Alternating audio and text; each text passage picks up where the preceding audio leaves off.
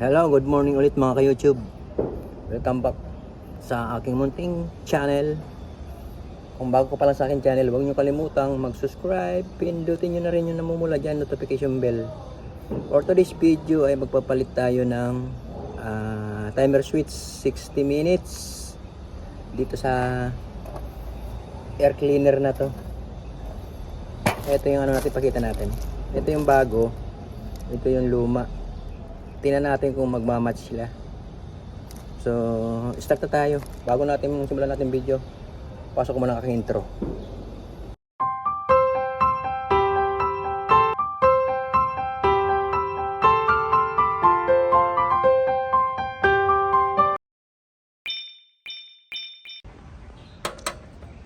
Ito na nga guys.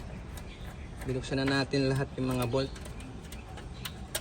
Na ano to natenga to gawa ng wala tayong mahanap na ibang switch na 60 minutes nakamatch niya. Umorder pa yung sa online. Ito dito natin lakabit yan dyan. Online tayo na paano. Ito may housing siya. May housing. Tingnan natin muna yung lagayan ng bolt kung match. Ay match. Ngayon tatanggalin natin dito. Tanggal natin dyan. Tapos ito kakabit natin doon. Check natin. Ang pagkakaiba nila, tingnan natin kung magkaiba to. Ay iba pala. Ayan o. Ang lagay niya pag ganito. Yan. Dapat yung kanyang gatla ay pag ganyan para pumasok to dito sa luma. Ito kasi yung bago. Yan. Sa luma ito. Dapat nakaganyan siya yan.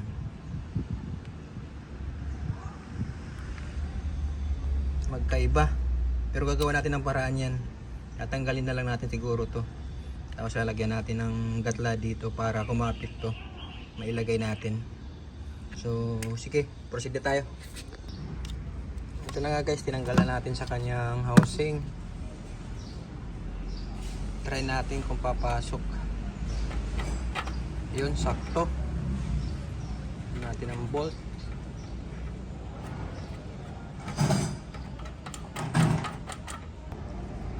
Ito na nga guys, nakapit natin. Hindi pa pwede yung bagong knob ito. Malaki na tapos hindi pa siya nakatugma dito.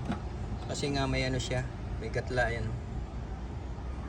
So ang gagamitin natin ito pa rin yung luma. Para maitapat natin dito sa off. Ayan yung kanyang araw ito. Ganyan. Kailangan dyan siya. Ayan. Gagawin natin, patanggalin natin tong lock na to ito. Tapos lalagyan natin ang gatla dito para sa lock nito. Ayan o. May lock yan sa loob to. Maliit. Ayun o. Pin lock. So yun ang gagamit natin. Gagamitan natin ng grinder para matanggal ito. At tumama siya dito. Kasi ito pag ginamit natin, malayo. At saka malaki, hindi mababasa yung mga numbers. Ayan o, tinan mo. Ayan ang niya. Wala sa sentro. Dapat dito nakalagay ito Ayan o. Dapat pa ganyan siya. Hindi papasok. Ayan o. Okay. Ito gamitin natin.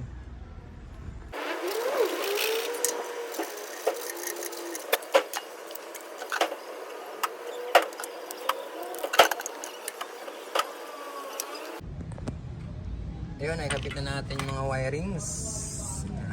Ayos na natin yung mga wirings na yan. Ayun, ayos na natin. Ikinabit na natin yung switch. Ayan, nakatapat na siya. Ayan. Testingan natin. Lagay natin sa 10. Huwag mo natin nilagyan ng kuryente. Ayun, ikot na siya. Okay. Takpan na lang natin ito. Tapos testingin natin sa power. Ito na nga guys, nabalik na natin lahat yung mga screw bolts. Ngayon, testingin naman natin. Lagyan natin itong ano niya, power supply. Okay.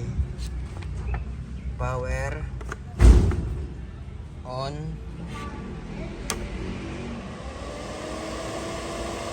Timer.